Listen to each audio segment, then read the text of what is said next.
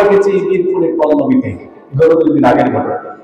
সম্মানিত হাজির, আমরা দেখেছি এই যে রানিসা নামের যে 8 বছরের মেয়ে শিশুকে একই গ্রামের ভাড়াটিয়া এই ছোট্ট শিশুকে বাসার ভিতরে ঢুকিয়ে এর সাথে নির্মম ভাবে ব্যভিচার করে এই ছোট্ট শিশুকে তারা গলা কেটে জবাই করেছে।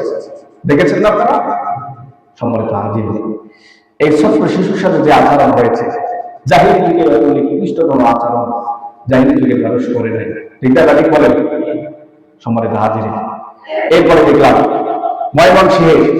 ময়মনসিংহে দেখলাম যে ভুট্টা করতে 12-13 বছরের মেয়েকে তারা ধর্ষণ করে সেখানে তারা হত্যা করে ফেলছে। একটার পর একটা ধর্ষণ চলতে আছে। কিন্তু বাংলার জমিনে জিনা বন্ধ করার জন্য রাষ্ট্রীয়ভাবে অনেক আইন প্রয়োগ করা হলেও এই জিনা বন্ধ করা যাচ্ছে না। ঠিক না? ঠিক বলে। তার কারণ একটাই, আল্লাহর কোরআন দিয়ে এই সমাজে আইন প্রতিষ্ঠা হচ্ছে না, বিচার ফয়সালা হচ্ছে না। একজন জেনাকারকে যদি প্রকাশ্যে মৃত্যুদণ্ড দেওয়া হলো, দ্বিতীয় কোন ব্যক্তি আর এই আচরণ করার সাহস করতে না। কথা বলেন ঠিক না? সম্মানিত হাজির, আমার এই কথা শুধু আপনাদের মধ্যে সীমাবদ্ধ নয়, এই কথা ছড়িয়ে যাবে দুনিয়ার মাধ্যমে হাজার হাজার মানুষ এসেছে। সম্মানিত হাজির, আল্লাহ রাব্বুল আলামিন আমাদেরকে সৃষ্টি করেছেন। কে সৃষ্টি করেছেন?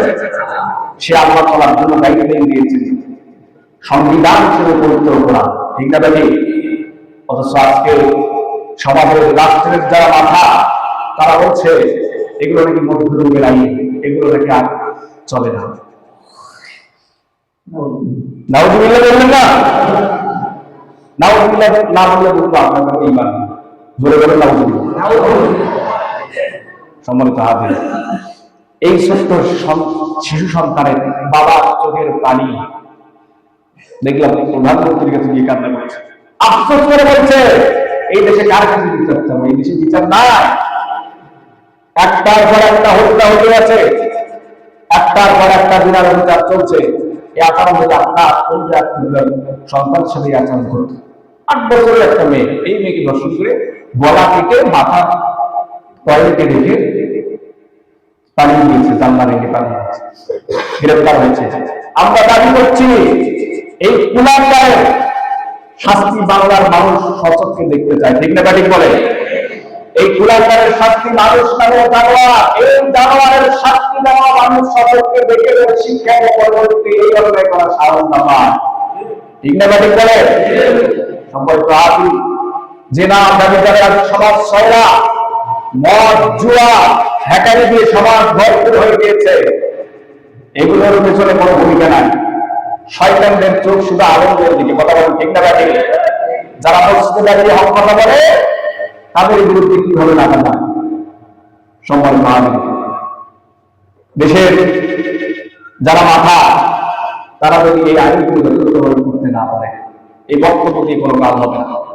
সুতরাং আমরা রাষ্ট্রীয়ভাবে আইন চাই, আল্লাহ কোরআন দিয়ে জিনার শাস্তি প্রয়োগ করা হবে না। বলে ঠিক না? ঠিক।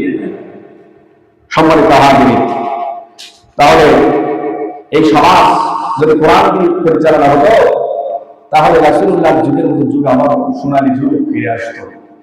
নারীদেরকে আমরা সম্মান দিয়েছি। এই বাবার চোখে কান্নার পানি, সে বলছে আমার হৃৎপিণ্ড ছিল আমার এই কলিজার টুকরো সন্তান। একটা সন্তান কত আদরে কত কষ্ট করে লালন পালন করে। এই জানোয়ারের বাচ্চারা এগুলো সহ্য করে না, এগুলো মানুষ তার পশু। সম্মানিত হাজির, আমরা এই কুলাঙ্গারের শাস্তি বাইতুল মুকাররমের সামনে যাদেরকে ফাঁসি দিয়ে একে যেন মৃত্যুদণ্ড দেওয়া হয়। কথা বলে ঠিক না?